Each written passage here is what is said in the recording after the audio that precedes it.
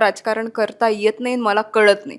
त्याच्यामुळे मला त्याच्यात काही रस नाही. अर्ची अर्ची असं मला लोक बोलायचे नेहमी. पण काल मी नागपूरला गेलते.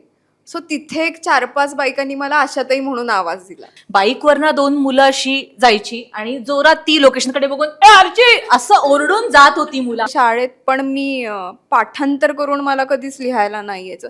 सगळं गाव पाठीमागे जमा झालंय फक्त हिला बघण्यासाठी. अक्कलेच नव्हती. एवढा फेमस झाला तरी मला काही वाटत नव्हतं असं काही त्याच्याविषयी खरं सांगायचं तर.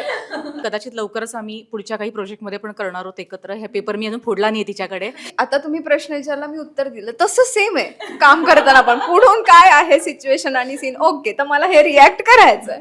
याला हे आमच्याकडे हापसा असतो, त्याच्या खाली तिने आंघोळ घातली आहे मुलांना, नवीन कपडे दिलेत आणि शिक्षणाचं महत्व पटवून दिले. हा चित्रपट जर 6 महिन्यापूर्वी आला असता तर माझी मुलगी माझ्या बरोबर असते. मला माझी आई म्हणाली की अगं तू माझ्यासारखीच वाटतेय, जेव्हा आशाचं पहिलं पोस्टर आलं. मी एका जाहिरातीमध्ये गे मुलाच्या आईचा रोल केला होता.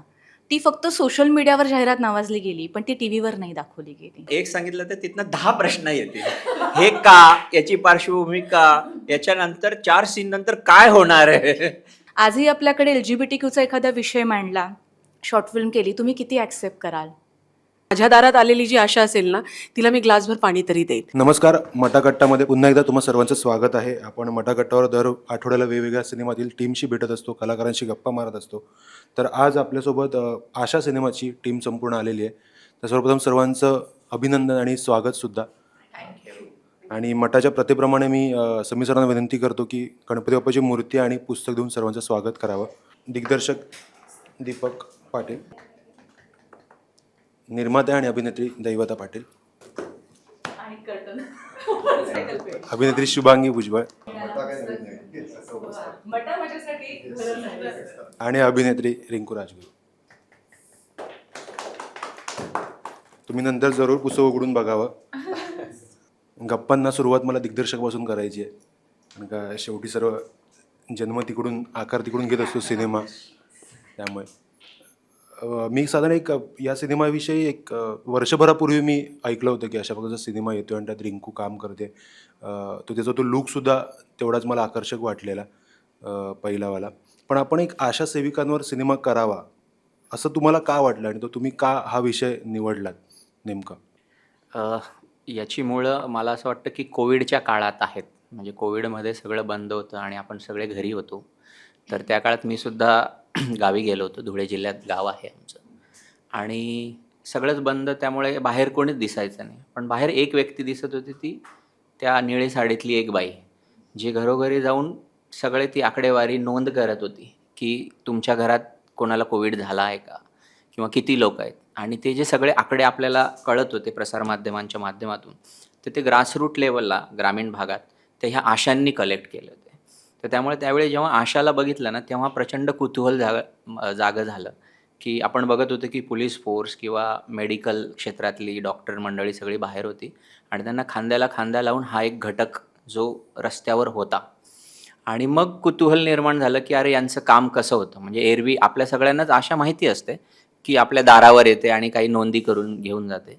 पण मग त्याच्या संदर्भात रिसर्च करायला सुरू केलं, आणि झालं असं की आपल्या निर्माता मॅडम यांनी एक शिबिर आयोजित केलं होतं त्यांच्या NGOच्या माध्यमातून, आणि तिथे आशा वर्कर्ससाठी ट्रेनिंग होती. आणि असंच खानदेशातल्या एका छोट्याशा गावात एक साधारण 150-200 आशा एकत्र आलेल्या, आणि त्यांच्या गोष्टी आम्ही ऐकत होतो, त्यांचे अनुभव होते. खरं तर त्यांचं शिबिर चालू होतं, मी सोबत गेलो होतो. आणि त्यात एक आशा अचानक उभी राहिली. म्हणजे बऱ्याच जणी बोलत होत्या, पण त्यातल्या त्यात एक 20-22ची तरुणी होती, नुकतंच लग्न झालेली, आणि तिने तिची गोष्ट सांगायला सुरुवात केली, तिचा अनुभव सांगायला सुरू केला. आणि ज्या पद्धतीने ती मांडत होती ना, म्हणजे कदाचित आता टीझरमध्ये जशी तुम्हाला रिंकू दिसते ना, मला असं वाटतं की ती रिंकू तिथे, म्हणजे जी रिंकू जे मालतीचं पात्र करते, ती मालती तिथे सापडली तिच्यात.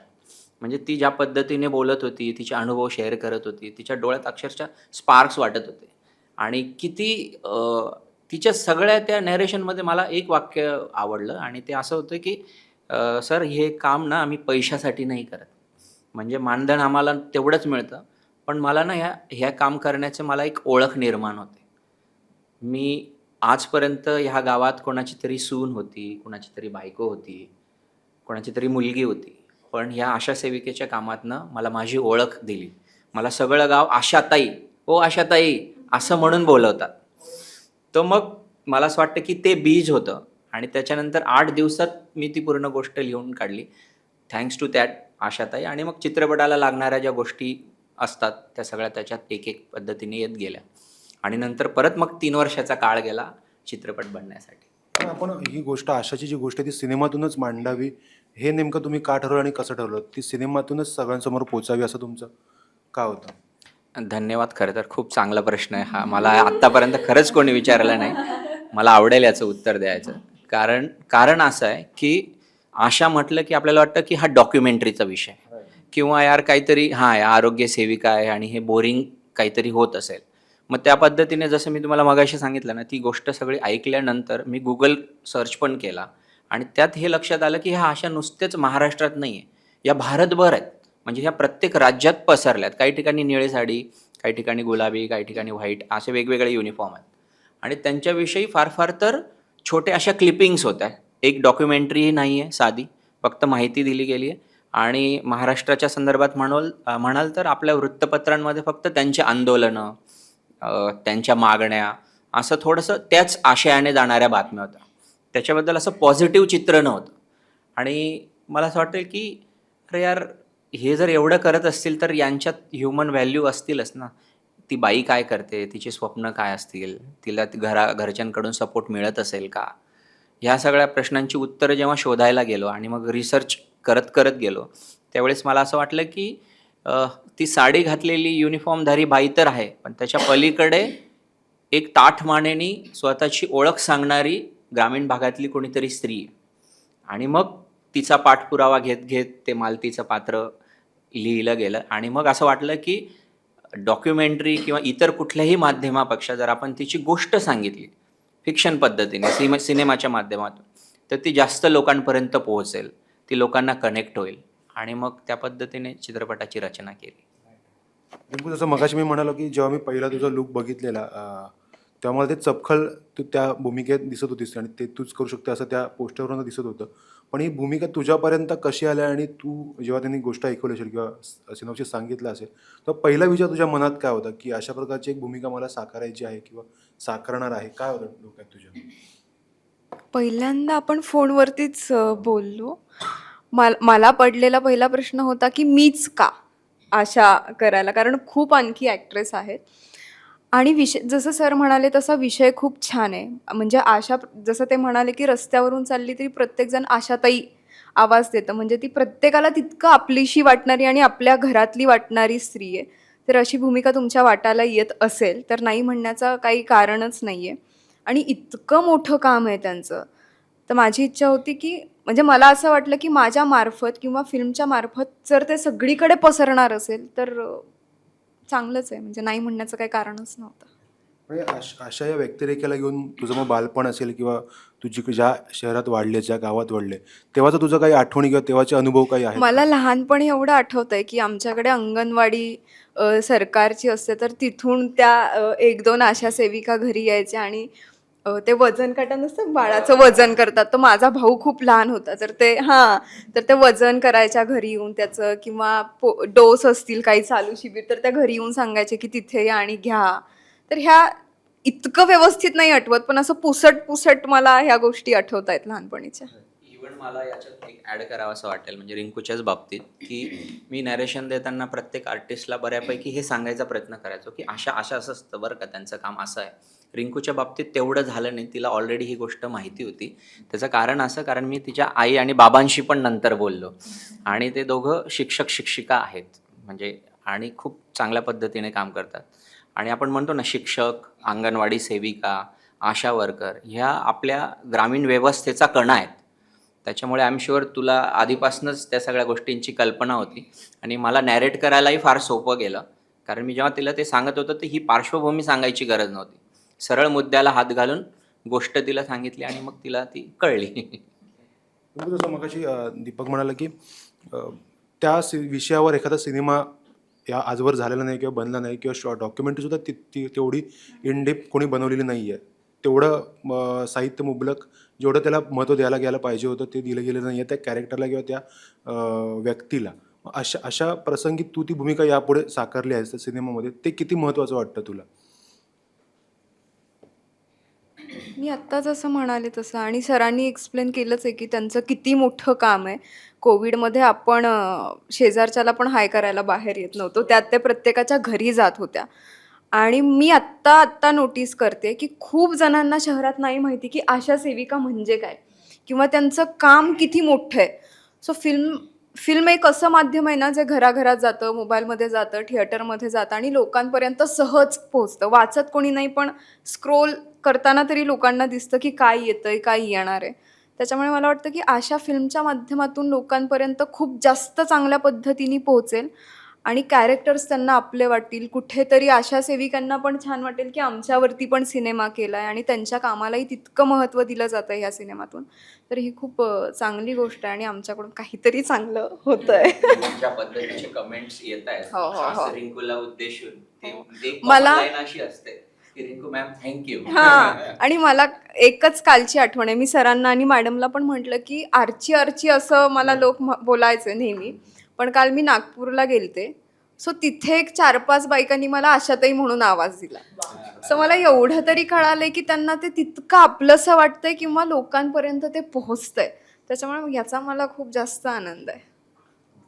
मी आरचे आणि आशाच्या मुद्द्यावर पुन्हा येईन, पण त्या अगोदर देवदत्ताई, अशा प्रकारचा एक सामाजिक विषय आपण हाती घ्यावा आणि आपली पार्श्वभूमी त्या अनुषंगाने आपण प्रत्यक्षात कामही करत असतो, पण ते तितक्या तीव्रतेने लोकांसोबत समाजासमोर मांडावं हा एक प्रामाणिक हेतू या सिनेमाच्या मागे मला दिसतो. तुमचा नेमका विचार काय होता की जे अनावधानाने ते तिकडे उपस्थित होते, त्यांनी ते बघितली गोष्ट, त्यांना तो सिनेमा करावा असं वाटला, पण बॅक ऑफ द माइंड तुमच्या डोक्यात काय सुरू होतं की काय नेमकं परिस्थिती आणि ती कशी सर्वांसमोर पोचावी, ते अवेअरनेस कसं व्हावं? खरं तर निर्माती म्हणून पण आणि बिईंग एन एज्युकेटर आणि NGOमध्ये काम करत असताना मला असं वाटतं की दृकश्राव्य माध्यम जे आहे ते खूप सशक्त असतं. तुमचा कोणताही इम्पॅक्टफुल मेसेज जर पोचवायचा असेल आणि त्यासाठी कुठलीही व्यक्ती सुशिक्षित असावी नाही लागत. म्हणजे it can reach to anybody. त्यामुळे स्टोरी टेलिंगसाठी सिनेमा हे माध्यम आम्ही दुसऱ्यांदा, म्हणजे पहिल्या मेसेजमध्ये पण सोशल मेसेजच होता, दुसऱ्या सिनेमामध्ये पण आम्ही एक सोशल मेसेज घेऊन येतो. पण अर्थातच प्रेक्षकांपर्यंत जेव्हा जातो तेव्हा ते मगाशी दीपक म्हणाले तसं की डॉक्युमेंटरी नाही वाटावी, तिला एक रंजक पद्धतीने सुटसुटीत करून गोष्ट सांगावी, तो प्रयत्न आपण केलेला आहे. तर त्या चित्रपटाच्या मागची भावना हीच होती की आशांचं काम जे आहे ते लोकांपर्यंत पोचावं. महिला सक्षमीकरणाच्या पॉईंट ऑफ व्ह्यूने मी बरेच कामं करते, वर्कशॉप्स घेते, अंडरस्टँडिंग जेंडर, कम्युनिकेटिंग जेंडर. आणि त्यावेळेला असं लक्षात येतं की वेगवेगळे घटक, मग ते जेलमध्ये असलेल्या महिला असतील किंवा आशा वर्कर असतील किंवा मग पोलीसमधले असलेल्या महिला असतील, प्रत्येकाला जरी आपण त्यांना एक वर पॉवरफुल हे बघतो, तर आतमध्ये कुठेतरी त्याच्या मागे दडलेली जी बाई आहे तिचा जो संघर्ष आहे, मग ते कुठलीही युनिफॉर्म्ड बाई असू शकते, तर तो संघर्ष मात्र एकच आहे. मग ती PhD असेल मुंबईची जी डोंबिवली ते विरारपासून ते मुंबईत प्रवास करते, का ती सफाई कर्मचारी असेल, तर ती जी आतली जी बाई आहे त्या बाईपणाची गोष्ट आशा आहे. त्यामुळे ती आशा ही एक फक्त प्रातिनिधिक स्वरूपात आहे, पण त्यामागे आय थिंक ही प्रत्येक बाईला रिलेट होणारी ही गोष्ट आहे. शुभांगी, तुझ्याविषयी आम्हाला जाणून घ्यायचं की तू या सिनेमात नेमकं कशी दिसणार आहेस, नेमकं काय तुझं त्यात काम आहे, काय सांगशील त्यात? आत्ताच्या घडीला एवढंच सांगेन, माझं या सिनेमातलं पात्र कमला, तिचं नाव, हे एवढंच सांगेन. बाकीचा पेपर आता अजिबात फोडणार नाही आहे मी, कारण ते तुमच्यासाठी सरप्राईज आहे. पण मला आत्ता सर बोलत असताना एक गोष्ट, म्हणजे आम्ही चित्रपट पूर्ण शूटिंग केलं, आम्ही डबिंग सगळ्या प्रोसेसमधनं गेलं, आणि आत्ता सर बोलत असताना एकदम मला अशी जाणीव झाली की मी कमला आणि हिच्या पात्राचं नाव मालती. मी पाहायला गेलं तर ही दोन्ही फुलांची नावं आहेत, ज्याचा आपण प्रतिकात्मक नाजूकपणा, फूल म्हटलं की नाजूकपणा येतो. पण एक बाई, तिला आयुष्यात एखादी गोष्ट आशादायी दिसली आणि तिला ती गोष्ट स्वतःसाठी, स्वतःच्या अस्तित्वासाठी, कुटुंबासाठी मिळवायची, ती किती कणखर होऊ शकते, हा पूर्ण ग्राफ एक नाजूकपणापासून एक पटकन समाजाच्या दृष्टिकोनातून कमजोर वाटणाऱ्या बायका पण जेव्हा स्वतःसाठी उभं राहायचं ठरवतात तर त्या काय करू शकतात, ह्या दोन स्त्रियांची ती गोष्ट आहे, पण अर्थात ती आशाच्या दृष्टिकोनातनं आहे आणि हे सगळ्यांसाठी आशादायी चित्र आहे हा चित्रपट. माझ्या पात्राबद्दल बाकी मी जास्त अजून खोलात सांगणार नाही, ते चित्रपट बघा तुम्ही. अं, दीपक दादा, की सिनेमा हे दोन प्रामुख्याने आपण भाग केले, ते कलात्मक बाजू आणि त्याची एक व्यावसायिक बाजू. कलात्मक बाजूने तुम्ही तुमच्या परीने जेवढं हातात आहे आपण तेवढं ते करतच असतो, पण व्यावसायिक बाजूने सिनेमा त्या पद्धतीने निर्मिला जाणं आणि तो तितक्याच तीव्रतेने प्रेक्षकांवर पोचवणं हे तितकंच आजच्या दिवशी आव्हानात्मक झालं. म्हणजे मार्केटिंग असेल, त्याचं वितरण असेल, तर त्या बाबतीत काय नेमकं अवघड आहे तुमच्यासाठी? मग ती कलात्मक बाजू अवघड होती की आता ही व्यावसायिक बाजू अवघड आहे? फ्रँकली मला असं वाटतं की कुठलाही विषय हा कलात्मक आणि व्यावसायिक असा विभागून नको व्हायला. म्हणजे किमान मी तरी तसं करत नाही. इवन आता ही आशाची गोष्ट ज्यावेळी करायला घेतली त्यावेळी असं कुठेही नव्हतं की आपण खूप काहीतरी सामाजिक करतोय बाबा. एक बाई, एक छान स्वप्नाळू 20-21 वर्षाची, तिची काही स्वप्न आहे, तिचा नवरा आहे, त्या दोघांचं नातं आहे, त्या घरात आई वडील दोन्ही आहेत, त्यांचाही ती सांभाळ करते आणि ॲट द सेम टाईम घराचा उंबरठा ओलांडून बाहेर पडताना घराचं पण बॅगेज आहे, त्या जबाबदाऱ्याही सांभाळायच्या आहे आणि सगळ्या जगाला फेसही करायचं. तर अशा पद्धतीची गोष्ट ही मुंबईतही घडू शकते, ही पुण्यातही घडू शकते किंवा आता आमच्या सिनेमात उत्तर महाराष्ट्रातल्या एका गावात घडते. आता हे जे इमोशन आहे ना, हे युनिव्हर्सल आहे. म्हणजे हे कुठल्याही स्त्रीला रिलेट होणार आहे. जसं मगाशी मॅडम म्हणाल्या की ते डोंबिवलीतनं ती लोकलनी प्रवास करणारी, टाइम्स ऑफ इंडियापर्यंत येणारी एखादी मुलगी असू देत किंवा ती गावातनं एस टीने प्रवास करणार. आता हे जे इमोशन हे युनिव्हर्सल आहे, हे सगळ्यांना कनेक्ट होणार. आता त्याचं जे प्रेझेंटेशन आहे ते तुम्ही कशा पद्धतीने करतात. माझं ॲज अ दिग्दर्शक म्हणून गोष्टी क्लिअर आहेत अगदी लहानपणापासून, की पिक्चर म्हणजे मला छान वाटलं पाहिजे. एक मस्त लार्जर दॅन लाईफ गोष्टी असल्या पाहिजे. त्यासाठी फार तुम्ही मोठा हिरो किंवा सिंगमच व्हायला पाहिजे असं काही गरज नाही. ती मालती पण काहीतरी डॅशिंग, आता तुम्हाला ट्रेलर बघितल्यानंतर लक्षात येईलच. तर त्यामुळे असे काही ठोक ताळे किंवा अशी गणितं काहीच बांधली नाहीत आम्ही की हे व्यावसायिक आहे म्हणून आपण करूया. सगळ्या गोष्टी नॅचरली होत गेल्या.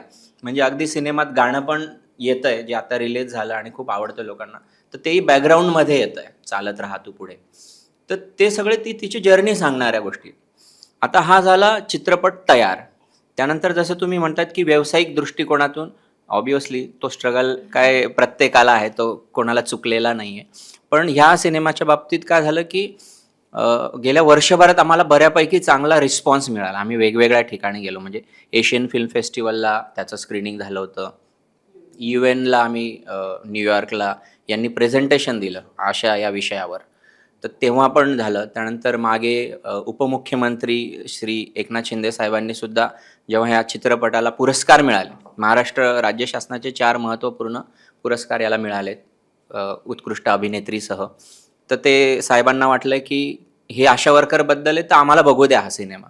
आणि त्यांनी स्वतः बघितला आणि जवळपास 600 बायकांना तो चित्रपट दाखवला. तर काय झालं, ह्या सगळ्या टप्प्याटप्प्यांवर ना थोडंसं एनर्जी वाढत गेली, उत्साह वाढत गेला की अरे हां, हे लोकांना आवडतंय बरं का. हे काहीतरी आम्ही म्हणजे आपापसात आम्ही सगळे पण त्याच चर्चा करायचो की हां, now this is the time, आता आपण हे लोकांसमोर नेऊया. आणि मग कशा पद्धतीने न्यायचं, मग प्रोड्युसर आहेत त्यांनी ते सगळे ठोकताळे आणि गणितं बसवले आणि आता ते पॅनोरमा स्टुडिओच्या माध्यमातून तो महाराष्ट्रभर रिलीज होतोय आणि आम्हाला खात्री आहे की तो लोकांना निश्चित आवडेल. पण उंबरठा चित्रपटाची प्रेरणा कधी याच्यामागे होती? म्हणजे उंबरठा चित्रपटात निश्चितच आहे. म्हणजे उंबरठा म्हणा, स्मिता पाटील म्हणा आणि ही सगळी मंडळी, यांचा तर आपल्या आयुष्यावर प्रभाव आहे. मला असं वाटतं तो नाकारून चालताच येणार नाही. आमचं बऱ्याचदा असं डिस्कशन होतं की तुझ्यात एक स्त्री दडली आहे. म्हणजे कोइन्सिडेंटली आम्ही नवरा बायको पण आहोत, प्रोड्युसर आहे. आणि तर त्या गोष्टी त्या कदाचित बालपणापासून आल्या असतील. 3 बहिणी आणि मी एकटा भाऊ. आत्ताही घरी एक मुलगी आणि आई, बायको, मुलगी अशाच वातावरणात मी राहतो. आणि आत्ताही तुम्ही ही फ्रेम बघितलं तर तुमच्या लक्षात येईल. तर त्याच्यामुळे ते कदाचित थोडंसं भिडत असावं. स्मिता पाटील तर निश्चितच आवडते अभिनेत्री आहे. आणि कुठेतरी नेहमी असं वाटतं, म्हणजे मी तसा ग्रामीण भागातनं आलो आहे आणि मी एक किस्सा सांगू का? थोडंसं लांबलं तरी चालेल, पण आता तुम्ही विचारलं, माझ्या लहानपणी ना आमच्या शेजारी एक जोशी मावशी म्हणून राहायच्या आणि त्या पोस्टाचं काम करायच्या. म्हणजे पोस्टासाठी पैसे कलेक्ट करणं आणि ते असतं ना, पोस्टाचे पैसे कलेक्ट करायचं त्यांच्याकडे काम होतं. त्यासाठी ते दिवसभरातून 4-5 घरी जायच्या, वेगवेगळ्या भेटी द्यायच्या. आणि मला नेहमी जाणवायचं की माझी आई किंवा आमच्या शेजारच्या काकू, मावशी यांच्यापेक्षा त्या जोशी मावशी जास्त कॉन्फिडंट वाटतात. त्यांच्या देहबोलीत, त्यांच्या बोलण्यात. पण त्यावेळी ते कधीच कळायचं नाही. नंतर आत्ता जेव्हा असं विचार करतोय ना, तेव्हा असं लक्षात यायचं की ही बाई उंबरठा ओलांडून 10 घरं फिरते, 10 लोकांशी बोलते ना, तिच्यात हा वेगळा आत्मविश्वास आहे. आणि ही गोष्ट मला नेहमी सतत जाणवते की म्हणजे घरकाम करणं हे अतिशय महत्त्वाचं आहे. स्त्री घर सांभाळते ह्या गोष्टी तर आहेत, पण जेव्हा ती घराबाहेर पडते ना, तिच्यात एक वेगळाच आत्मविश्वास येतो. आणि आशा, अंगणवाडी सेविका ह्या तर फार छोटासा भाग आहेत गावखेड्यातला. पण जर तुम्ही त्यांच्याशी चर्चा केलीत तर तुम्हाला त्या इतर स्त्रियांपेक्षा वेगळ्या वाटतील, खूप कॉन्फिडंट वाटतील. मला असं वाटतं यांच्याकडे पण खूप किस्से आहेत.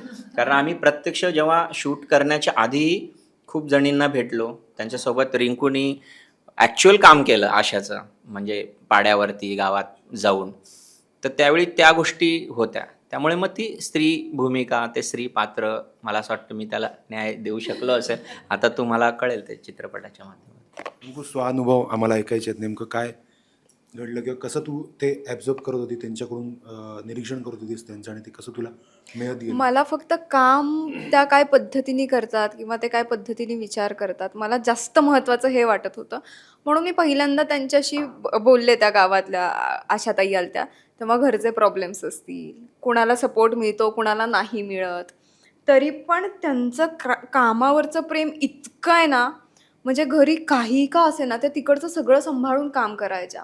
किंवा एकदा आय थिंक मी त्यांच्याबरोबर गेलते पण कुठल्या कुठल्या भागांमध्ये ते काय पद्धतीने काम करतात, काय पद्धतीने बोलतात. मला एवढंच जाणवलं, आपण आपल्या आईला आणि वडिलांना किती प्रेमाने विचारतो ना, बरं आहे का, काय हवंय का, ते प्रत्येकाला तितक्याच प्रेमाने विचारायच्या, तितक्याच प्रेमाने विचारपूस करायच्या. सो हे सगळं मी ऑब्झर्व केलं आशासाठी. पण आशा साकारताना मला कुणीतरी एक आशा साकारायची असं नव्हतं. कारण मालती हे कॅरेक्टर इतकं त्यांनी वर्षांपासून त्याच्यावर काम करून मे बी ते लिहिलं व्यवस्थित. सो मी मालतीला डोक्यात ठेवून ती काय पद्धतीने रिॲक्ट करील, ती काय पद्धतीने विचारपूस करू शकते, तिचं प्रेम किंवा तिचा लटकारा कसा असू शकतो, ह्याच्यावर मी जास्त अभ्यास म्हणजे याच्यावरती मी जास्त विचार करत होते आणि मी त्या पद्धतीने मालती साकारली. मगाशी आपण आर्चीचा विषय आला की आर्ची हे जे कॅरेक्टर आहे ते तू प्रेक्षकांच्या मनातून, डोक्यातून ते पुसून टाकू शकत नाही, आपण ते पुसूही नाही.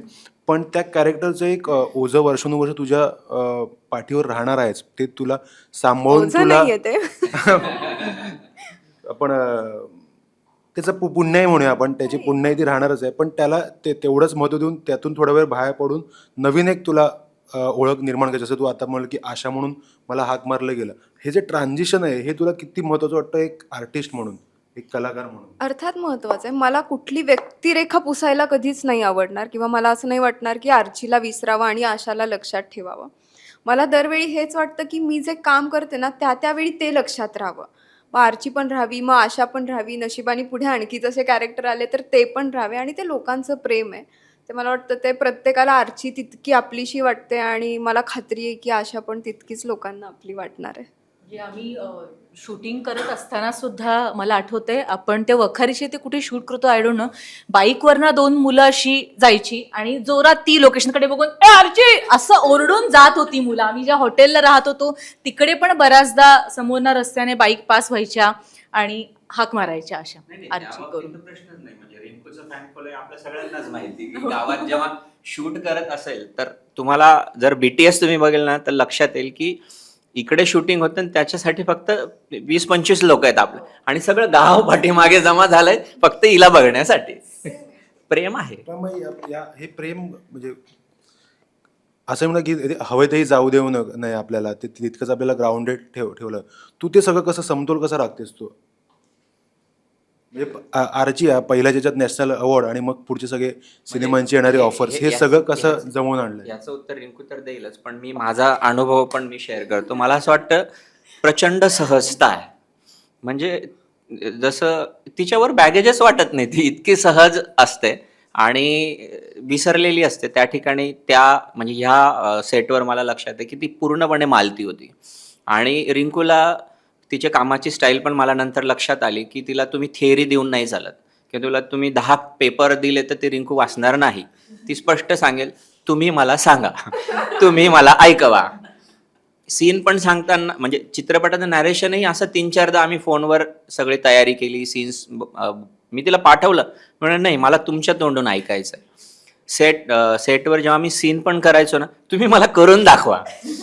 आणि मी कुठेतरी ऐकलं होतं A.R. रहमानच्या बाबतीत असं एकदा आशुतोष गोवारीकर म्हणाले होते की तुम्ही त्याला किती इनपुट्स दिलं ना तितकं आउटपुट तुम्हाला मिळेल. मला हे रिंकूच्या बाबतीत हे तंतोतंत दिसतं की तुम्ही जर तिच्यात 4 टाकलं तिथनं 8 निघेल, तुम्ही 8 टाकलं तर तिथनं 16 निघेल.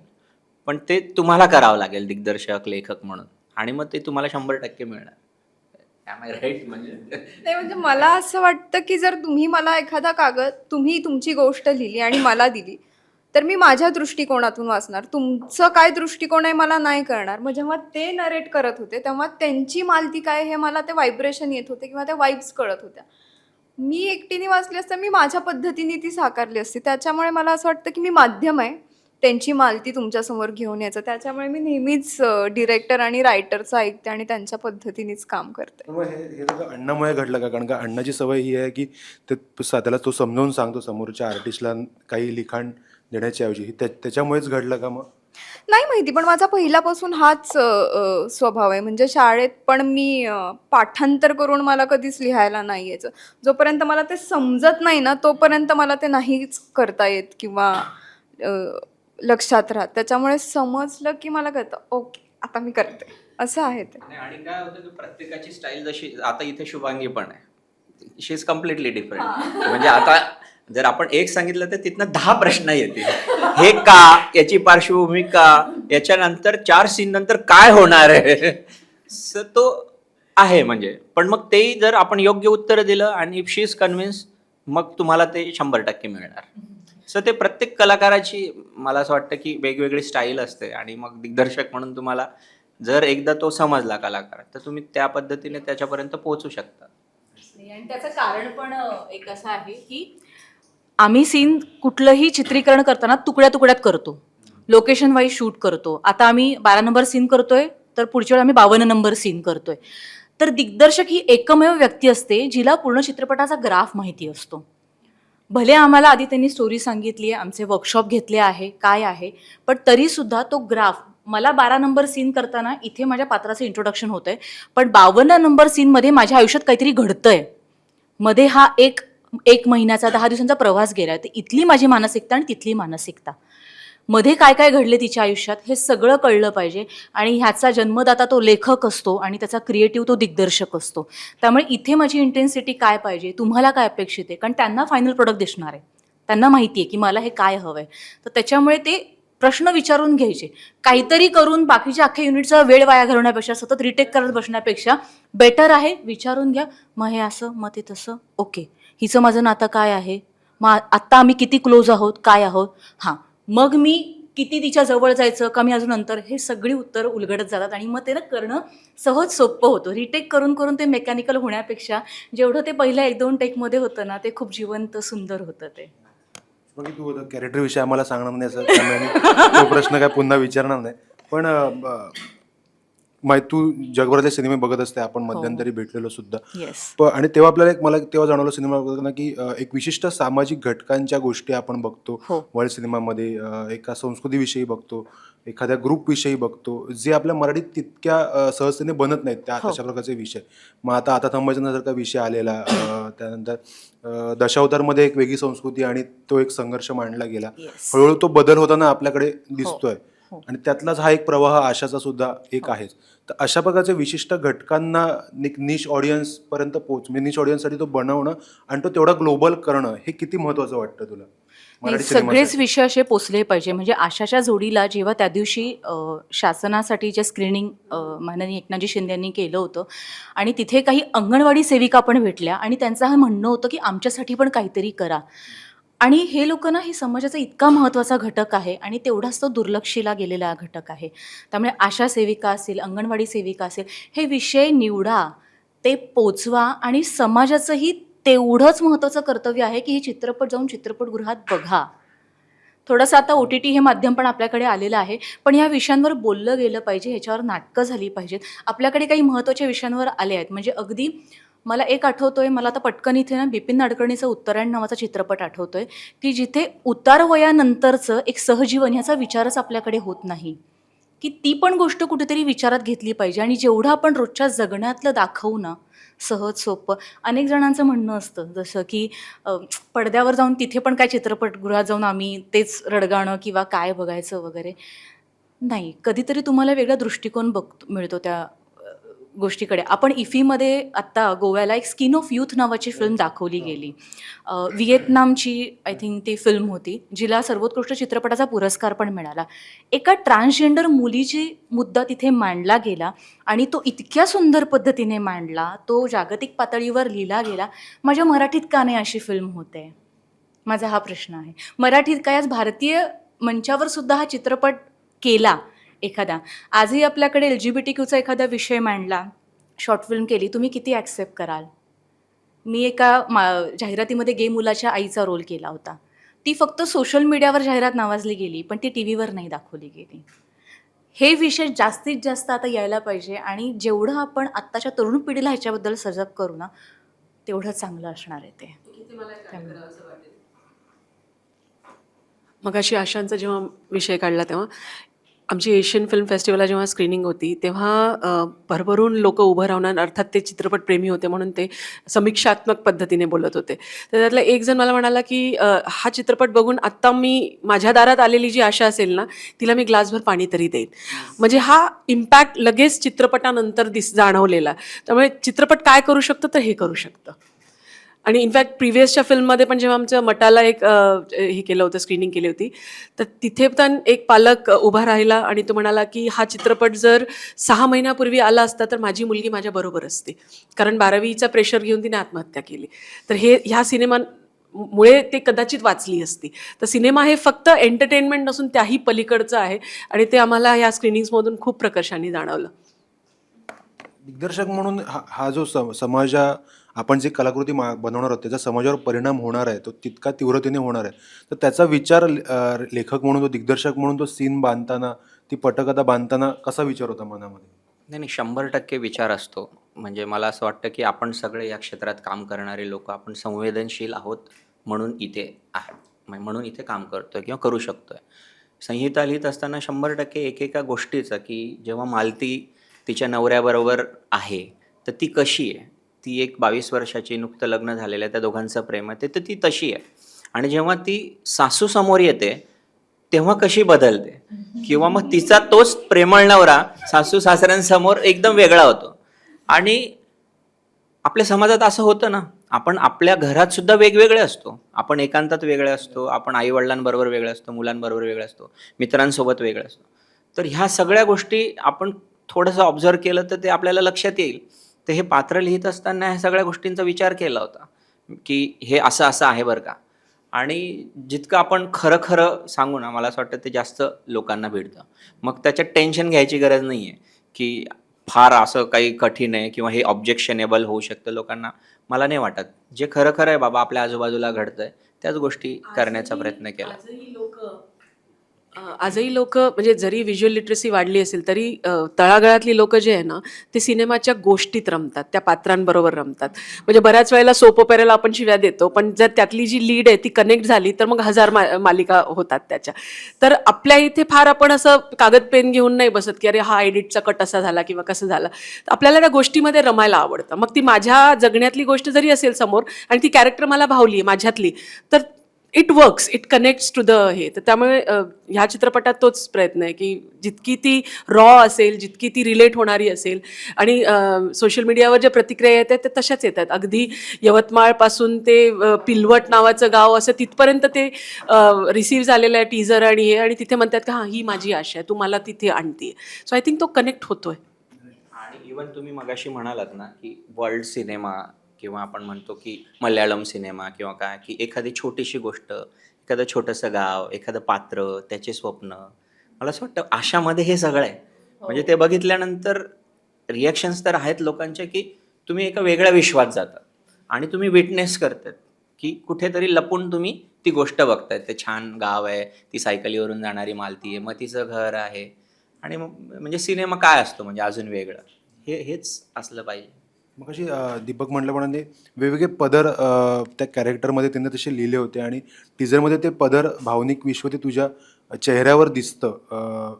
त्यात जे वेगवेगळे बायफर्केशन्स आहेत ते तितक्या बेमालूमपणे तू ते साकारलेलं जाणवतं आम्हाला तेवढ्या भागात सुद्धा.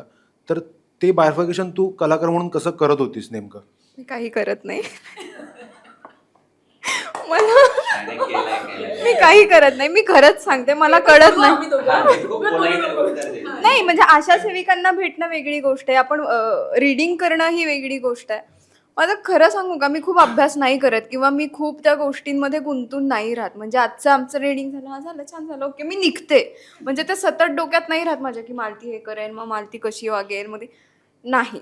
आज सेटवरती कोणते सीन होणार आहेत, हे होणार आहेत, मी सेटवरती जाते, मी डिरेक्टरांना विचारते, ओके नवऱ्यासोबतचा सीन आहे, जसं ते म्हणाले सासूसोबतचा सीन आहे, तर मला माहिती आहे की मालती नवऱ्यासोबत कशी वागणार आहे, सासूसोबत कशी वागणार आहे, मैत्रिणीसोबत कशी वागणार आहे, हिच्यासोबत कशी वागणार आहे, तेवढं माझ्या डोक्यात क्लिअर असतं आणि त्यावेळी मी फक्त तसं तसं करत जाते. मी एवढा अभ्यास मी खरंच करत नाही किंवा मी खूप विचार नाही करत. माझं एवढंच असतं की डिरेक्टरचं ऐका, गोष्ट त्यांची आहे, पात्र फक्त समजून घ्या की ते कशा पद्धतीने त्या सिच्युएशनला रिॲक्ट करेल आणि मी करत जाते.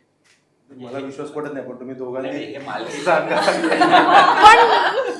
पण नाही, कारण एका गोष्टीला मी सपोर्ट करेन, पण तिचे तेवढंच आहे ना की ती एक बायको आहे, एक मैत्रीण आहे, एक सून आहे आणि मग आशा सेविका पण, आशाताई पण ती आहे. तर नाती खूप वेगळी वेगळी असली तरी बाई ती एकच आहे ना. सो फक्त ती रिॲक्ट वेगळी करणार आहे त्या सिच्युएशनला. रिॲक्ट तुला व्हायचं आणि ते तू कसं होतेस हे आम्हाला मी समजून मालती घ्यायचं. म्हणूनच विचार करते ना की आत्ता ती काय या सिच्युएशनला रिॲक्ट बऱ्याचदा हा विचार अजून छान पद्धतीने सांगतो. जसं पुढून येतं ना, तशी आता तुम्ही प्रश्न विचारला, मी उत्तर दिलं, तसं सेम आहे काम करताना पण. पुढून काय आहे सिच्युएशन आणि सीन, ओके, तर मला हे रिॲक्ट करायचंय. मी खरंच नाही खूप विचार करत बसत ह्या किंवा गोष्टींचा. आमची अशी एक होण्याची पण भाषा असायची की रिंकू हे असं आहे हा. म्हणजे आता याच्या बरोबर याला हे म्हणजे हे म्हटलं की असे पण सीन आहे की जिथे सासू सोबत पंचिंग इमोशन आहे किंवा हा डिरेक्टरनी सांगितले ना तुम्हाला की कुठपर्यंत तुम्ही जाऊ शकता, मग सगळं सॉर्ट आहे ना. आणि आमचं ते सीन एक्झॅक्टली उलटे हे झाले होते, शूट झालेले मगाशी. म्हणून म्हणतात ना की डिरेक्टरला प्रश्न का विचारायचा, तर ग्राफ आमचा नेमका सीन पहिला एकत्र शूट झाला, तो आम्ही भेटून काही काळ लोटला आहे जवळपास. म्हणजे तिथपर्यंत तिला माझ्याबद्दल प्रचंड आस्था, प्रेम, माया तिच्या मनात आहे आणि तो सीन आम्ही पहिल्यांदा करत होतो. बरं, आम्ही दोघी पहिल्यांदा समोरासमोर आलो होतो, एकमेकीला भेटलो होतो, त्यामुळे माणूस म्हणून आम्ही एकमेकीला ओळखत नव्हतो. आणि नेमकं त्या सीनमध्ये धाय मोकलून मी तिच्या कुशीत शिरते तिथे. तर पहिला तो सीन टेक्निकल रिहर्सल म्हणा काय म्हणा, मग दीपक आले आणि त्यांनी म्हटलं की नाही, तुला तिला खूप जवळ घ्यायचं आहे. म्हणजे हे त्यांनी सांगितल्यावर आम्हाला दोघींना लक्षात आलं की हा त्या पॉईंटवरचा सीन आहे. तर काय, आणि एक्झॅक्टली खूप ओळख झाल्यावर 8-10 दिवसांनी आमचा सीन होता की जिथे आम्ही इन्फॉर्मली की आम्हाला असं की हा आता ही नवीन ओळख आहे, इनहिबिशन्स आहेत, एकमेकीशी बोलू की नको, हे उलटं झालं होतं की आता ते दाखवायचंय आपल्याला की तिथे नाही जास्त एकमेकीला बोलू नका, म्हणजे अंतर ठेवा. हे उलटं झालं होतं आमचं तेव्हा. आय एम व्हेरी सरप्राईज की आम्ही कधी इंटरव्ह्यू केला नाही, त्यामुळे मला तिचं टेक्निक माहीत नाही ॲक्टर म्हणून ती कसं वावरते सेटवर. पण मी खूप सरप्रायझिंग आहे की ती जे करतेस ते खूप छान करतेस, पण ते कसं करतेस हे आम्हाला कळत नाही खरंच नाही माहिती. माझ्याकडून खूप सहज होऊन जातं आणि मला नाही कळत की काय होऊन गेलं. म्हणजे कोणी व्हावा गेलं तर मला असं वाटतं की हा म्हणजे ठीक आहे ना, लिहिलं होतं तेच केलंय ना आपण. तेव्हा सो तुम्ही असा प्रश्न विचारू शकता की ही मालतीची भूमिका खूप जवळ जाणारी आहे का रिंकूच्या? हा, थोडीफार. त्यामागचा तुझा विचार काय असतो? मग ते तुझे स्वानुभव असतील, तुझं ते जगणं असेल. नाही, मालती मला खूप जवळची आहे. एक तर माझ्या आईचं नाव आशा आहे आणि ते जसं म्हणाले तशी ती सरकारी शिक्षिका आहे. सो तिने पण जशी मालतीचं तिच्या कामावर जितकं प्रेम आहे ना, माझी आई सेम आहे. म्हणजे ती घरचं सगळं काम सांभाळते, ती आम्हाला सांभाळते, ते बाबांचा डबा करते, पण ती तिची शाळेला सुट्टी कधीच देत नाही. ती 4ला उठीन पण ती 9ला शाळेत जाते, का तर तिला तिची शाळा, तिची मुलं, त्यांना शिकवणं तिला खूप जास्त प्रिय आहे. आणि बंद पडणाऱ्या शाळेत जेव्हा ती होती तेव्हा तिने गल्ल्या गल्ल्यात त्या वस्त्यात जाऊन पोरांना धरून आणले. आमच्याकडे हापसा असतो, त्याच्या खाली तिने आंघोळ घातली आहे मुलांना, नवीन कपडे दिलेत आणि शिक्षणाचं महत्त्व पटवून दिलंय. सो तो स्ट्रगल मी तिचा बघितलाय. त्याच्यामुळे मालतीचंही सेमच आहे की घर घर सांभाळून पण कामावरती प्रेम करणं आणि आपल्या कामाशी प्रामाणिक असणं. सो त्याच्यामुळे मला हे खूपच जवळच आहे कॅरेक्टर. आज तिचे शब्द काय, आज तिची प्रतिक्रिया काय जेव्हा तू अशी भूमिका साकारतेस तेव्हा? कुणाची? आईची. ती खूप खुश आहे. मी तिला काम करतानाच म्हटलं की आई मला दरवेळी तू आठवते. इव्हन ती साडी नेसली तरी आई साडी नेसून शाळेत जाते, एक फक्त टिकली आणि साधी जाते. So मला दरवेळी असं वाटतं की मला माझी आई म्हणाली की अगं तू माझ्यासारखीच वाटतेय जेव्हा आशाचं पहिलं पोस्टर आलं. सो ह्याच्यापेक्षा मोठं काय असू शकतं मला. मला असं वाटतं की रिंकूच्या जगण्यातली आणि असण्यातली जी सहजता आहे ना ती तिने साकारली आहे आणि म्हणून ते इतकं एफर्टलेस वाटतं ना. म्हणजे तुम्ही जसं मगाशी ट्रेलरमध्ये टीजरमध्ये म्हणजे you don't see it is a very असं टाईपकास्ट मेकॅनिकल नाही. She is just going with the flow and that is the beauty of this character. मला तुला समजलं असेल मला नेमकं काय मी कुठे अडकलेलो आणि ते कसं मला कळत नव्हतं उत्तर त्याचं, कारण का तुला ते टेक्निक्स अभिनयातल्या माहिती असतील. त्यानंतर तू प्लीज तिला समजावून सांगायला. अगो काय नको, नंतर उलट आहे? ती सहजता तिच्या ती आहे ना ती तशीच राहू दे शेवटपर्यंत. उलट मला कायम तिच्यावर आत्ता काम केलं आणि कदाचित लवकरच आम्ही पुढच्या काही प्रोजेक्टमध्ये पण करणार आहोत एकत्र. हे पेपर मी अजून फोडला नाही तिच्याकडे. तर पण मला तिच्या बाबतीत आज सकाळीच एक थॉट आला जेव्हा आम्ही एकत्र येणार होतो आणि भेटणार. मला उलट तो मुद्दा पुन्हा एकदा अंडरलाईन करावासा वाटतो. आम्ही सेटवर पण जो काळ होतो एकत्र, ती सहजता. उलट वेगळ्या वेगळ्या दिग्दर्शकांबरोबर तिने काम करायला तिला जेवढं मिळेल ना तिची सहजता तेवढी खुलत जाईल. म्हणजे जे इनपुट्स वेगळ्या कारण प्रत्येक दिग्दर्शकाची शेवटी शैली वेगळी असते आणि दिग्दर्शकांमध्ये सुद्धा आता हा मुद्दा बोलावा की नाही माहिती नाही, पण मी नाटकात काम करताना हे बघितलेलं आहे. काही दिग्दर्शक असतात जे खूप क्रिएटिव्हली आणि काही दिग्दर्शक डिक्टेटर असतात. म्हणजे ते तुम्हाला सांगतात की इथून 4 पावलं तुला जायचंय, वळून त्याच्याकडे बघायचंय, मग तुला असं म्हणायचंय. मग मला प्रश्न पडतो की माझा प्रयोग आज शिवाजीला आहे, उद्या दीनानाथला आहे, मग प्रबोधनला आहे. मग मी तीच 4 पावलं सेम कशी काय कॅल्क्युलेट करू? मग तिथे ह्या प्रत्येक पद्धतीच्या दिग्दर्शकांबरोबर काम तुम्ही करत जाताना तेवढे तुम्ही तर तिला ती संधी जास्तीत जास्त मिळावी असं मला आज खूप सकाळी थॉट आला डोक्यात. नाही, मला एवढंच वाटतं जेन्युइनली, कारण प्रत्येक माणूस वेगळा असतो. मी जर मला एका साचेत बांधलं काम करताना तर मला प्रत्येकावर काम करताना खूप अवघड जाईल. म्हणजे मी स्वतःला बांधून नाही ठेवू शकत की माझी प्रोसेस अशीच असणार आहे, मला हेच लागणार आहे. सो मी स्वतःला सरेंडर करते डिरेक्टरला की तुम्हाला ज्या पद्धतीने ते पात्र करून घ्यायचंय किंवा तुमच्या डोक्यात काय ते मला सांगा. आपण दोघं सेम पेजवर येऊन ते पात्र तितकं छान मांडूयात लोकांसमोर. त्याच्यामुळे मला स्वतःला बांधायला नाही आवडत आणि प्रत्येक डिरेक्टरसोबत काम करताना मी कुठलं बॅगेज आणि कॅरेक्टर नाही घेऊन जात. मी नेहमी म्हणते की मी मोकळा कोरा कागद होऊन जाते. त्याच्यावर जे भरायचं आहे ते डिरेक्टर भरतो आणि मी तिथेच तो कागद त्यांना देऊन येते. मी ते घेऊन पण नाही जात सोबत. त्याच्यामुळे मला ते सहज आणि सोपं जातं. कुठल्याही दिग्दर्शकाला हीच गोष्ट अपेक्षित असते कलाकाराकडून. अजून काय हवं, म्हणजे याच्या पलीकडे नको आहे, बस तसंच या. इवन पोस्टमध्ये जेव्हा आम्ही एडिट डबिंग आणि हे करत होतो आणि तेव्हा आम्ही भेटायचो ना, तर तेव्हा रिंकू आणि अशी चर्चा व्हायची की मी रिंकूला म्हणायचो काहीच नको करू, जशी आहेस ना तशीच राहा, काही वाचायची गरज नाही आहे, काही बघायची गरज नाही आहे, ते सहज येत आहे तुझ्याकडून. नाही Rinku, over the period of time after Sairat नंतर तो एक भपका आलेला की खूप सिनेमे तुझ्यापर्यंत येत होते, सगळ्यांना तुझ्यासोबत काम करायचं होतं आणि तो एक ब्लॉकबस्टरचा एक शिक्का तुझ्यावर लागला होता.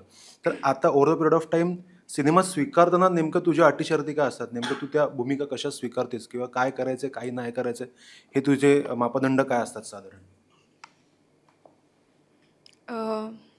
मला गोष्ट आवडली की मी हा म्हणते. कारण मला असं वाटतं की काम छोटं मोठं नसतं. चांगल्या गोष्टीचा एक भाग होणं पण माझ्यासाठी खूप मोठी गोष्ट आहे. कधी कधी मला कॅरेक्टर्स खूप आवडतात तर मी म्हणते की त्याच्यासाठी करू. अगदीच खरं सांगायचं तर कधी कधी असं वाटतं की यांच्यासोबत काम करायला हवं म्हणून आपण एखादी फिल्म करतो. ती कशी का असे ना, मला अनुभव घ्यायचा असतो त्या ॲक्टरसोबत किंवा त्या डिरेक्टरसोबत काम करण्याचा. सो प्रत्येक फिल्मच्या मागे माझं वेगळं थॉट असतं. आता आशाच्या वेळी मला असं होतं की विषय खूप छान आहे म्हणून करू. तर प्रत्येक फिल्म जिजाई आता माझी येणार आहे, मला ते कॅरेक्टर आणि ती फिल्म आमची इतकी छान आहे, पण ती फिल्म मला आणि ते कॅरेक्टर पण इतकं आवडलं की मला असं झालं की हे आत्ता करायला हवं आणि हा विषय पण आत्ता लोकांसमोर मांडायला हवा जसा आशा आहे. सो तेच असतं. पुन्हा कॅरेक्टर आणि फिल्म आवडली की मी हो म्हणते, बाकी काही नाही. दुसरा माझा प्रश्न आहे की सैराट नंतर मराठी सिनेमाला जितकं यश मिळायला पाहिजे होतं ते एक उदाहरण आजही आपण आधी श्वासचं नाव घ्यायचो, अलीकडे आपण लय भारे आणि सैराटचं नाव घेतो. ते पुनरावृत्ती का होत नाही? तू असं कलाकार म्हणून विचार करतेस का तू? ते यश पुन्हा पुन्हा सतत मराठीला का मिळत नाही? शोले पण पुन्हा नाही झाला ना.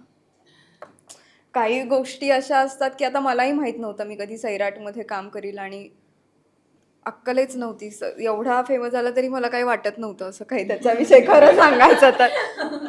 आत्ता मला असं वाटतं की मराठी सिनेमा आपला ऑडियन्स असा आहे ना, आपले कल्चर आणि आपले विषय घेऊन आणि त्यांच्या जवळचे सिनेमे केले तर ते डेफिनेटली बघायला जातात. आणि दुसरी गोष्ट, सगळ्यांना खूप मोठा सिनेमा बनवायचा आहे पण पैसे कोणालाच त्याच्यावरती लावायचे नाहीत. तर मला दुसरा मुद्दा हा वाटतो, तर तुम्हाला तितकं जास्त मोठं काय बनवायचं असेल तर तुम्हाला इन्व्हेस्ट पण तेवढं करावं लागतं, तेव्हा ते इनपुट खूप चांगलं मिळतं. सो मला एवढंच वाटतं. आणि चांगली लोकं एकत्र येऊन काम केलं, व्यवसाय बाजूला ठेवून फिल्मवरती प्रेम करणाऱ्या लोकांनी एकत्र येऊन काम केलं तर ते लोकांपर्यंत पोहोचतं. म्हणजे एक जस्ट ह्याच्यात बोलावं असं वाटलं की प्रत्येक चित्रपट मैलाचा दगड ठेवतो, काहीतरी एक सेट करतो. जसं मिल्खा सिंगने एक सेट केला, एक 4 मिनिटं 5 सेकंद वगैरे, कोणीतरी ते ब्रेक करायची वाट बघतोय भारतातला आपण, तसं प्रत्येक चित्रपटाने ते करत जावं. पण मला मराठीच्या बाबतीत आपल्याकडे जे आता खूप छान ते चित्र बदलत गेले की आपल्याकडे आपण चित्रपट निर्माण करतो, स्क्रिप्ट येते, दिग्दर्शित करतो, पोस्ट प्रोडक्शन तयार, रिलीज, पण पोस्ट प्रोडक्शनसाठी पण एक बजेट लागतं. डिस्ट्रीब्युशन हा पण तेवढाच महत्त्वाचा मुद्दा आहे. ह्याचा आपल्याकडे अभ्यासच होत नाही आणि त्याच्यासाठी तुम्ही बजेट ठेवलं पाहिजे बाजूला. आम्ही चित्रपट तयार केला, अरे पण तो विकता आला पाहिजे, त्याचं डिस्ट्रीब्युशन झालं पाहिजे, तो पोचला पाहिजे. म्हणजे हिंदीमध्ये त्याचाही विचार होतो, तो आपल्याकडे आता व्हावा. आता काही माध्यमं तशी आलेली आहेत. माझ्या मते सैराटच्या वेळी एक मोठी काय म्हणणार त्याला, एक चॅनल, एक मोठी कंपनी त्यांच्या मागे बॅकबोन सारखी उभी होती. तर त्याच्यामुळे त्यांचं डिस्ट्रीब्युशन, पब्लिसिटी खूप छान पद्धतीने गेलं. तर अशा ह्याच्यावर पण कामं झाली ना तर आपले चित्रपट पोचतील आणि आता काही चित्रपट तसे पोचत आहेत. दुसरी गोष्ट, आपल्याकडे काय म्हणणार त्याला, निर्माता किंवा प्रोडक्शन कंपन्या असतात, त्यांच्यात एकमेकांमध्ये संभाषण होणं. एकाच दिवशी 3-3, 4-4 चित्रपट तुम्ही रिलीज करतायत, तर तो सुद्धा आपल्याकडे एक संवाद व्हायला पाहिजे. जसं मला असं वाटतंय, लगान आणि गदर एकाच दिवशी रिलीज होणार होते, पण दोन्ही बाप माणसं होती ज्यांचे चित्रपट येत होते, पण त्यांनी तो विचार करून थोडंसं मागे पुढे केलं ना. आपल्याकडे पण हळूहळू तसं व्हायला पाहिजे, तो संवाद आपल्यात यायला पाहिजे, असं खूप मनापासून वाटतंय. व्यवसायाच्या पॉईंट ऑफ व्ह्यूने आपल्याकडे मी मुंबई विद्यापीठामध्ये मीडिया प्रोफेसर आहे, त्यामुळे मला एक प्रकर्षाने जे जाणवतं की वर्गात जे आहे ना ते आपण मेकिंगवर फार भर देतो शिकवत असताना. तर तुम्ही मग सिनेमा असेल त्याचं क्राफ्ट शिकवलं जातं, जर्नलिझम असेल तर बाबा रे मिशन आहे, विजन आहे, अमुक तमुक, पण तो व्यवसाय पण आहे. शेवटी कॉन्टेंट जेव्हा बनवता तेव्हा तो कॉन्टेंट विकला पण गेला पाहिजे आणि ते विकण्यासाठी तुम्हाला डिस्ट्रीब्युशन लागतं.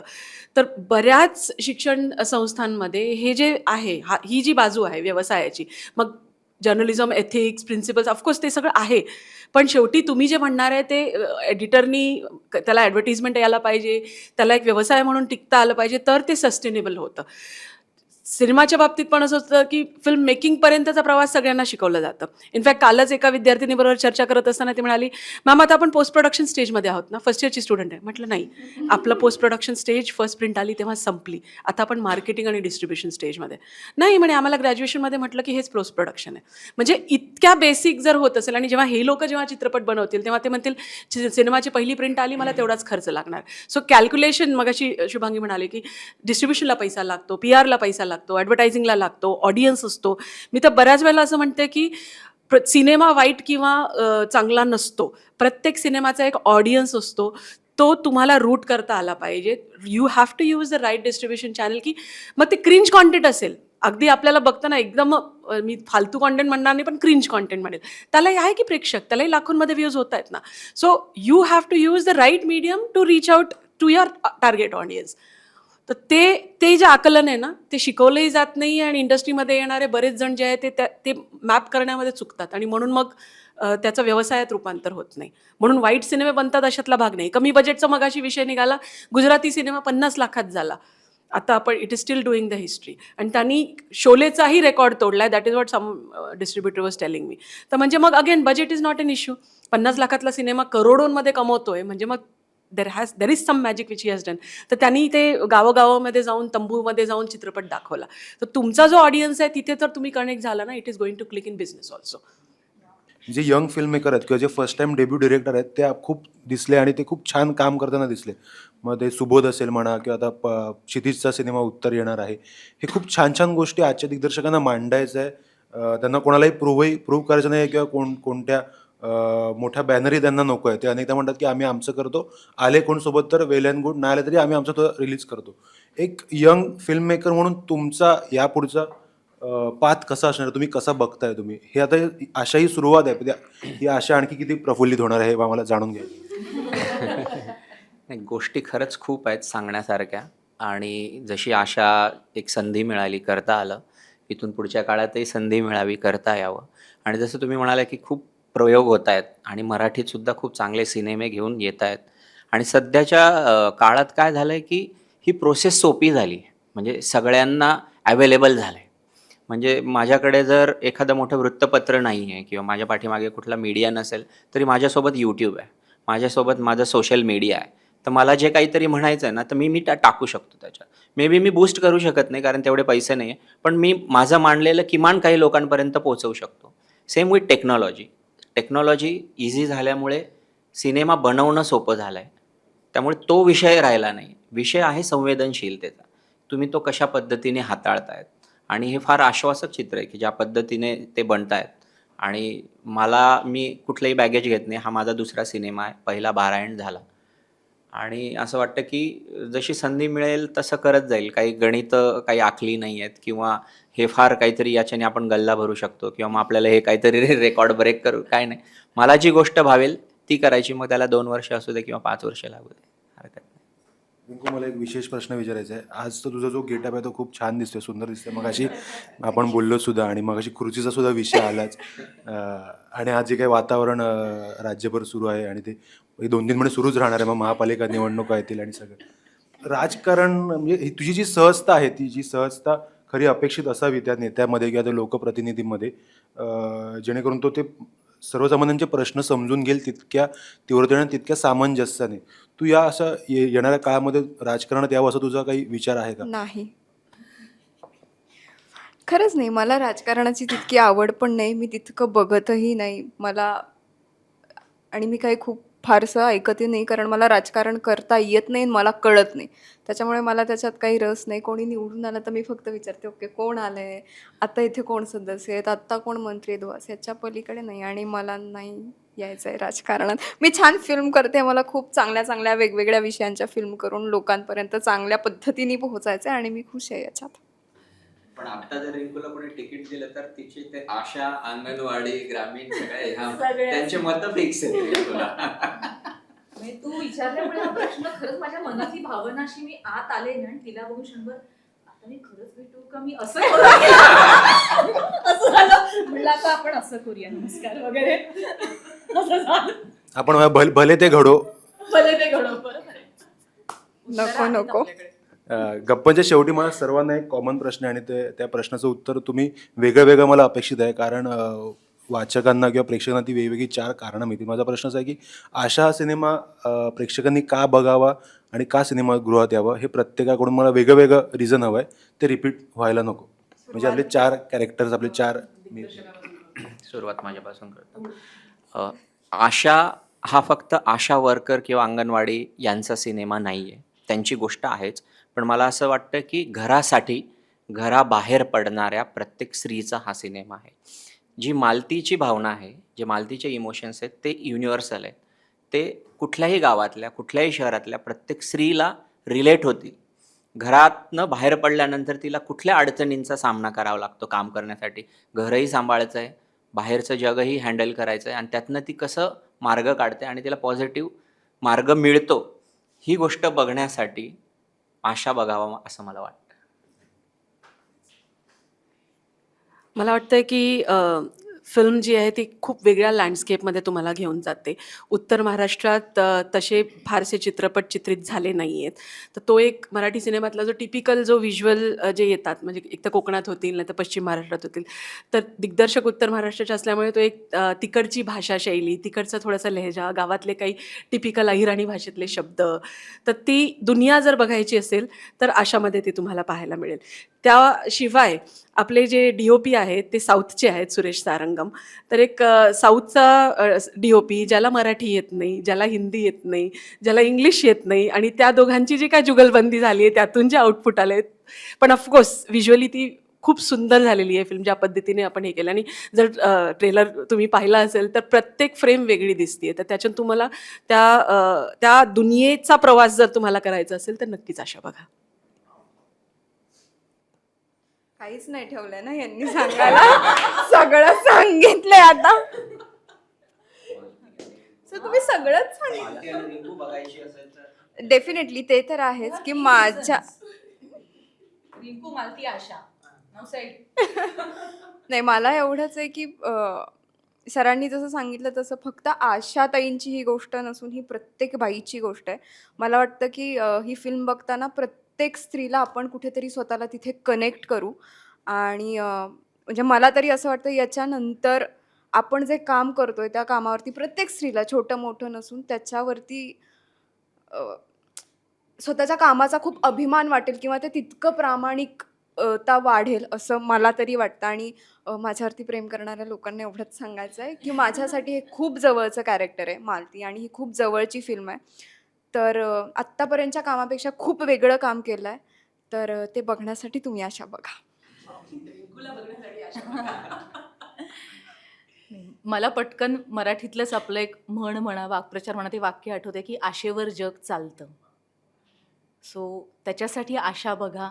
ही आशा स्त्री प्रतिकात्मक आहे, पण आशा ही प्रत्येकाच्या मनात असते काहीतरी मिळवण्याची, अर्थात स्वतःचं अस्तित्व साकारण्याची. तर कदाचित ही आशा बघताना मला असं वाटते, जर एखाद्या पुरुषाला वाटलं की स्त्रियाच का आशा वर्कर, मी का नाही हे काम करू शकत, असं जर एखादा पुरुष उठून जर बोलला की स्त्रिया प्रत्येक क्षेत्रात स्वतःचं अस्तित्व हे करतात. आता काही खूप सजग सर्जनशील पुरुष पण असे पुढे येतात की ते वेगळ्या वेगळ्या क्षेत्रात येतात. पूर्वी आपण विमानात फक्त एअर होस्टेस मुलीच बघायचो, आता छान छान हँडसम मुलं पण दिसायला लागली आहेत. तर आशा वर्कर म्हणून जर त्या आईच्या काळीज घेऊन एखादा पुरुष जर आला तर का नाही, ते पण आम्हाला आवडेल. त्यामुळे ही आशा सगळ्यांची आहे. त्यामुळे सगळ्यांनी चित्रपटगृहात जाऊन बघा. 19 डिसेंबरपासून तुमच्या जवळच्या चित्रपटगृहात लाख मोलाची आशा. आणि माझ्या कॅरेक्टरविषयी बोलले नाही, त्यामुळे ते कॅरेक्टर बघायला यावं लागणारच आहे. एवढंच सांगेन, पेपर एवढाच फोडते. ती एका आईची गोष्ट आहे. माझं जे पात्र आहे ती आई आहे. तिचं नाव कमला आहे. ती अत्यंत सर्वसामान्य गावातली स्त्री आहे. आता काय आहे ते बघा तुम्ही. जरूर जरूर. खूप खूप शुभेच्छा. आणि खूप छान वाटलं तुम्ही सर्वांनी छान छान आमच्या प्रश्नांची उत्तरं दिलीत, आणि ती सहजता अशीच कायम राहू दे, टचवूड. आणि तुम्ही छान छान असे सिनेमे बनवत राहा, आणि आपण भेटत राहूच वेगवेगळ्या ठिकाणी. खूप खूप शुभेच्छा आणि थँक्यू सो मच तुम्ही इकडे आलात.